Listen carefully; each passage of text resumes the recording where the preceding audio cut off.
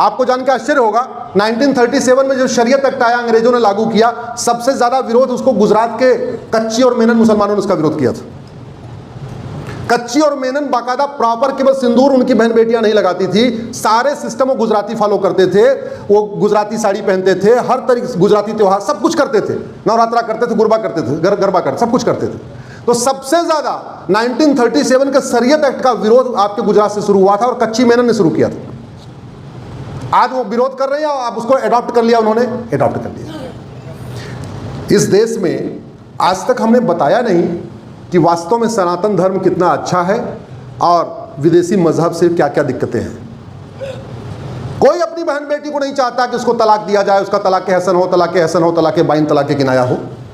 कोई माता पिता नहीं चाहता उसकी बेटी के साथ हलाला हो, उसकी बेटी का मुता हो, उसकी बेटी का मिस्यार हो, उसकी बेटी के साथ तहर्रुस हो, कोई नहीं चाहता। लेकिन हमारे कथावाचक, हमारे आचार्य, हमारे मंडलेश्वर, हमारे महामंडलेश्वर इस विषय को जन जन तक पहुंचाने की कोशिश नहीं कर रहे। जो लोग कहते हैं क्या करने के 25 करोड़ का, अरे 25 करोड़ हमारे ही थे। कोई पटेल था, कोई पाटीदार था, कोई नाई था, कोई धोबी था, कोई यादव था, कोई ब्राह्मण था, कोई छत्री था, कोई कुश था, कोई बुनकर था, कोई जुलाहा था, सब तो यही थे।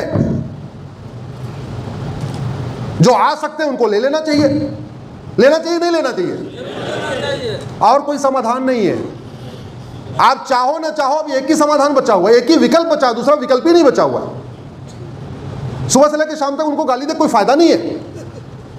आपको एजुकेशन सिस्टम बदलना पड़ेगा, वो सरकार का काम है, लेकिन घर वापसी के लिए हमें समाज को अपना अपना टारगेट सेट करना पड़ेगा। अब विट्ठल भाई क्या कितने काम करते हैं विट्ठल भाई आपकी कंपनी में? आपके बेटे का जो कारोबार होगा ना, 10-20 लोग तो काम करते ही होंगे। तो सब लोग अपना अपना, सारे जितने बिजनेस व्यापारी वो अपना टारगेट सेट कर ले, भैया हमको भी।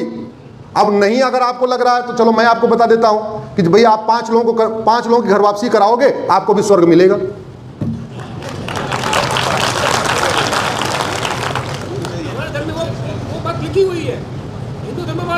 अगर आप 5 लोगों की घर वापसी करा लेंगे तो बात हो जाएगी।